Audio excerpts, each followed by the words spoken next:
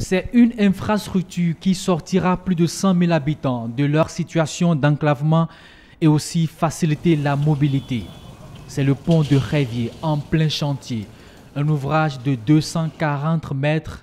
Le taux d'exécution physique est estimé à 75%, un motif de satisfaction pour les autorités locales et aussi pour les responsables en charge des travaux. Aujourd'hui, nous constatons que le pont est déjà debout. Nous voyons déjà l'axe du pont et normalement, dans les meilleurs délais, d'ici 1 mois et demi, je pense que ça va être une réalité pour les populations de Révier et tous ceux qui passeront par ici pour aller à Ouidah.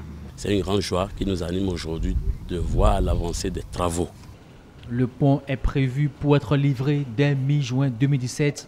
Le ministre du Cadre de vie et du Développement durable constate aussi que les engagements pris sont respectés de part et d'autre. Je suis agréablement surpris de voir l'évolution et surtout de l'annonce de l'échéance. Ce faisant, tous les acteurs, le maître d'ouvrage délégué, le projet Plusemu et l'entreprise auraient respecté chacun en ce qui les concerne leurs engagements. La mise en place d'infrastructures majeures résilientes a été aussi effectuée du côté est de Cotonou. Nous sommes ici, dans la zone de l'abattoir. 1200 mètres de pavage et de construction d'ouvrages de drainage des eaux pluviales jusqu'à la hauteur du CEG à Blangandan. Puis 2,2 km de Dégacon au carrefour Abatrou via Tchankpamé. Des ouvrages effectués en double tronçon de 7 mètres, chacun avec un terre-plein central.